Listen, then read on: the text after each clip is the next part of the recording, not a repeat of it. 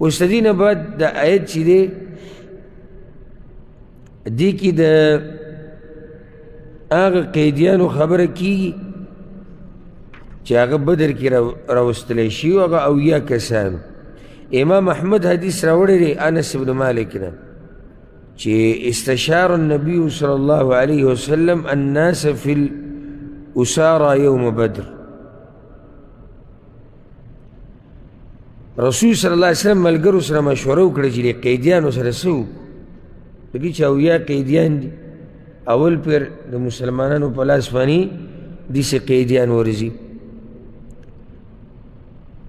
نو دی وایي چې ان الله قد امکنکم منهم، الله موږ له اوس طاقت راکړی دی زموږ لاس ته راوستي. عمر بن خطاب پاڅېد وویل یا رسول الله سټونه وله ووه هر چا له د هغه خپل ورکه او ختم به یې کړي. نو رسول الله وسلم د هغه دا رایې ونه منله او بیا یې وویل تاسو څه وایئ؟ نو په دې کې ابوبکر صدیق رضی الله عنه راپاڅېد یا رسول الله زموږ خپل دي خپلوان دي فدیه به ترې والو او پرې به یې کړو که الله ورته هدایت وکړي نو مسلمانانو ته به هم فایده وشي مال به میلاو شي او که دوی ته الله هدایت وکړي چې د تره زامن دي کاکا زامن دي خپل یو قام دی یو قبیله ده دوی ته هم خیر میلاو شي. د هغه په زړه کې نرمي وه. نو د رسول صلی الله علیه وسلم دغه فیصله د ابوبکر صدیق دی څه شوه دی خوښه شوه چېرې دا خبره صحیح ده نو دغه شانې وکړو. او بیا الله سبحانه وتعالی د آیتونه نازل کړو. د الله د چا فیصله خوښه وه؟ د عمر رضی الله عنه فیصله چې د هغه خوښه وه. نو ځکه الله وایي ما كان لنبي أن يكون له أسرى، ندي مناسب نبي لرا چې شي د هغه لره قیدیان. هسې که دا قرآن رسول صلی الله علیه وسلم په خپله جوړ کړی نو ځان له دا خبره کوله حتی یثخن فی الارض تر دې چې هغه ډېره وینه توی کړي په ځمکه کې. یعنی فایده دې کې وه اولنی جنگ دی چې وینه توی شي نو یو دبدبه یو رعب دا به قایم شي. تريدون عرض الدنيا غواړئ تاسو سامان د دنیا والله يريد الآخرة والله غواړي آخرت تاسو لره. الله غواړي چې تاسو د آخرت له زور ورکړي دنیا پرېږدئ. والله عزیز حکیم او الله زورور حکمتونو واله دی. لولا کتاب من الله سبق کچرته نوی حکم د الله چې مخکې شوی دی یعنی کچرته په تقدیر کې د پوخانه دا نوی لیکلی شوی چې ستاسو د امت دپاره به غنیمتونه حلالي د پوخان لیکلی شوي دي. صحیح ده دا خو دې امت باندې احسان دی چې الله دوی دپاره غنیمتونه حلال کړي دي. مخکې حدیث تیر شو که نه واحلت لی الغنائم ولم تحل لأحد قبلي. الله زما دپاره رسول صلی الله علیه وسلم غنیمتونه حلال کړي دي او مخکې پیغمبرانو دپاره امتونو دپاره څه حرام و نو حلال. نو که چېرته دا فیصله الله نوی کړې معنی دا ده نو بیا به تاسو ته عذاب در رسېدلی. خو هلته چونکې مخکې په تقدیر کې لیکلی شي چې دې امت دپاره به غنیمتونه څه حلال. بعض مفسرین وایي چې لولا کتاب من الله یعنی که چېرته حکم د الله که چېرته نه حکم د الله چې مخکې شوی دی نو بیا به تاسو ته خامخا چې دی نو عذاب در رسېدی. هغه حکم دا دی چې غنیمت خوړی شي. دغه شان حکم د دې چې په دې رانیونې شتي لمسکم خامخا رسېدلی به و تاسو ته فیما اخذتم په سبب د هغه مال چې اخیستی دی تاسو عذاب عظیم عذاب لوی دوی ولې بچ شو بچ ولې شو د عذاب نه فیصله شوې وه مخکې فكلوا مما غنمتم حلالا طيبا بس خورئ د هغه مال نه چې غنیمت حاصل کړی تاسو حلال پاک واتقوا الله ویریږئ د الله نه ان الله غفور رحیم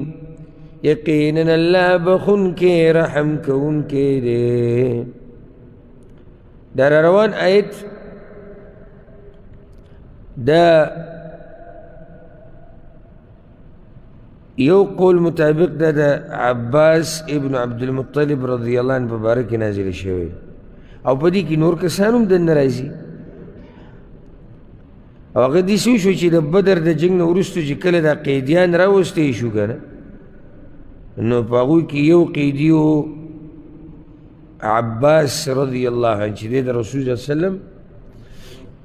تره و نو دی چې کوم صحابي راوستو کعب بن عمر د هغه نوم و راوستو د رسول صلی الله علیه وسلم خواله نو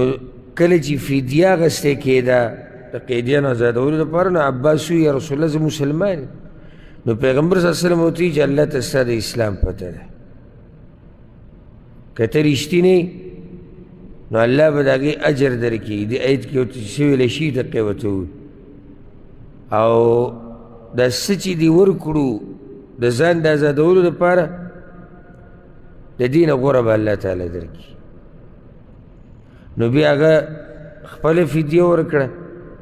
او دوه رویرونه وو نوفل او عقیل د هغوی طرف نه هم فدیه ورکړې وه یا ایها النبی اے نبی قل لمن في أيديكم من الأسرى ووایا هغه چاته چې دي په لاسونو ستاسو کې د قیدیانو نه إن يعلم الله في قلوبكم خيرا كمعلوم الله تبزغن استاسو کی خیر سخیر ایمان يؤتكم خيرا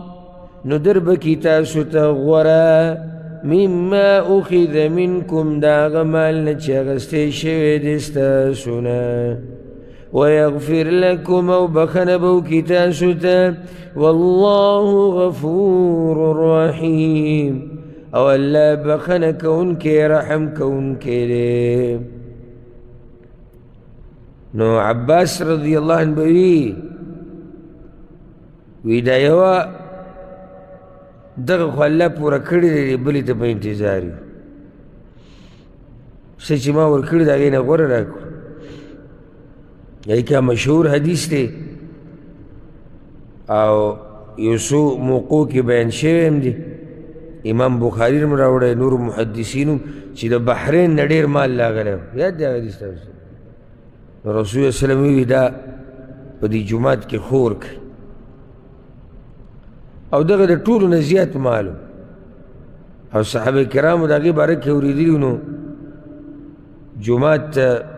راغلي و د جومات کې څه مرس جوړ چې خلکو ته پکې برخه میلاو شي نو دې کې عباس هم راغی وی یا رسول الله اعطني فإني فادیت نفسي زما برخه پکې راکړه ما ګوره فدیه هم ورکړې ده هغه وی صحیح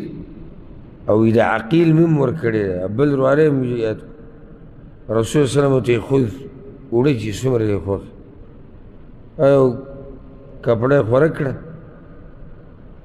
او دا مال یې ورته ور واچو بیا اوچتولی نه شو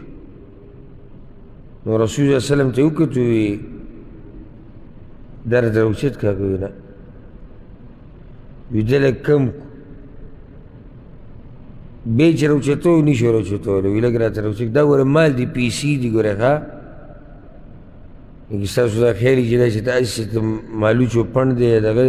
دا پیسې وي مالو. نبی وی رسول صلی الله علیه وسلم ته وی دا راوچت کاغه وی نه په درېیم پیر دقه شه. نو بیا چې دومره کمې شو چې اوچتولی شو نو ویې وړو. نو رسول صلی الله علیه وسلم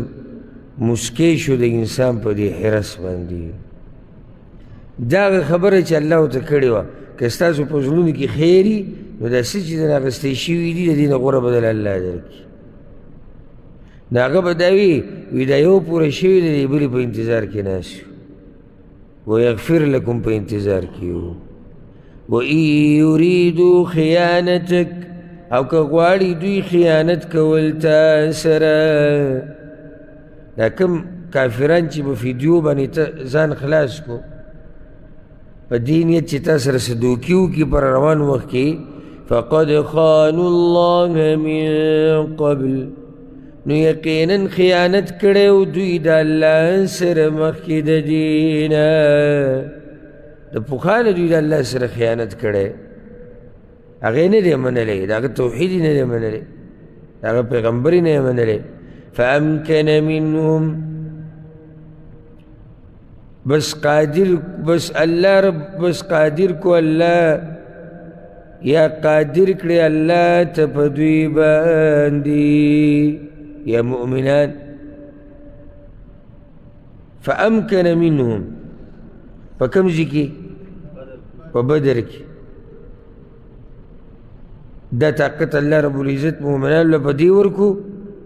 چې د دوی نه د خیانت بدله واخلي.